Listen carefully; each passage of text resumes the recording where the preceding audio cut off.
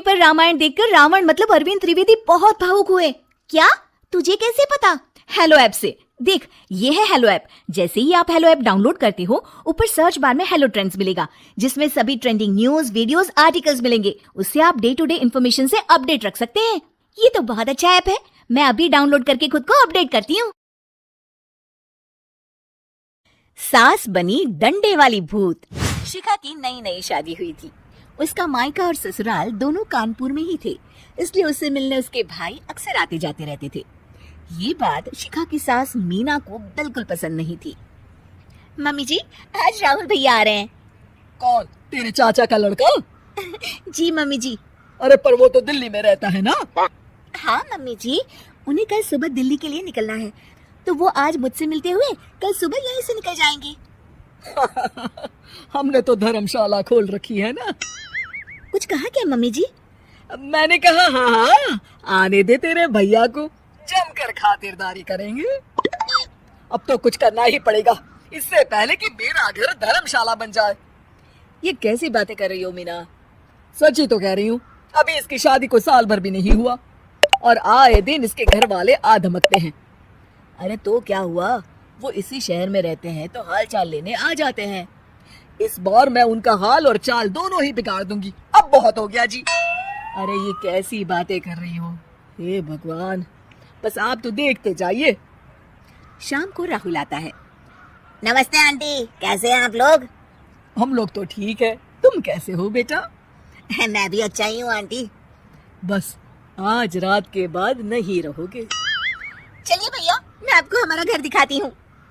रात में खाने के टेबल पर शिखा, रोहित कहीं दिखाई नहीं दे रहा। जी भैया, वो ऑफिस के काम से बाहर गए हैं, कल शाम तक आएंगे। अच्छा अच्छा। बेटा, क्या तुम भूत प्रेत में मानती हो? नहीं नहीं आंटी जी, पर अचानक आपको ये ख्याल कहाँ से आ गया?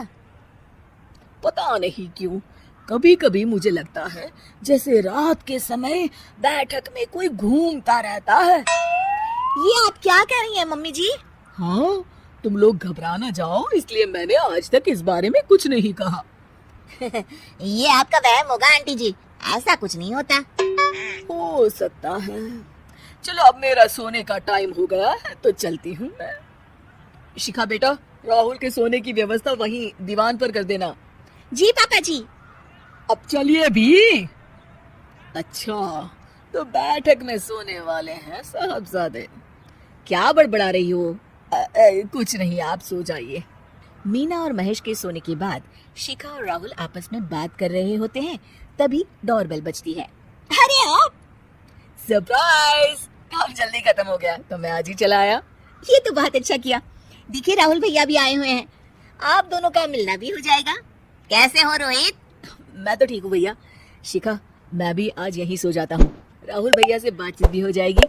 अच्छा अच्छा ठीक है।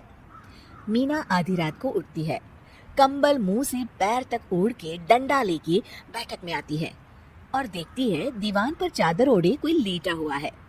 देखो तो कैसे मजे से सो रहा है बहन के ससुराल में।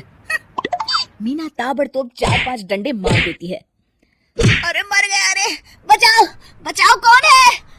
मीना जल्दी से अपने कमरे में भाग जाती है। हे भगवान, ये मैंने क्या किया? ये रोहित कहाँ से आ गया?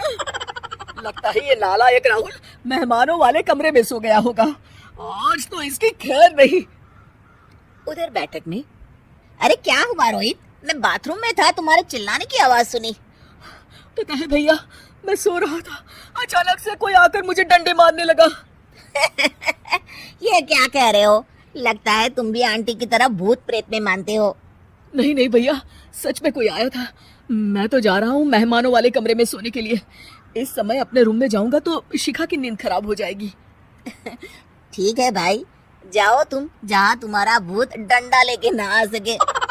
थोड़ी देर बाद मीना कंबल ओढ़ के डंडा लेकर मेहमानों वाले कमरे में पहुंच जाती है। वो बिस्तर पर सोए रोहित को फिर डंडों से मारने लगती है।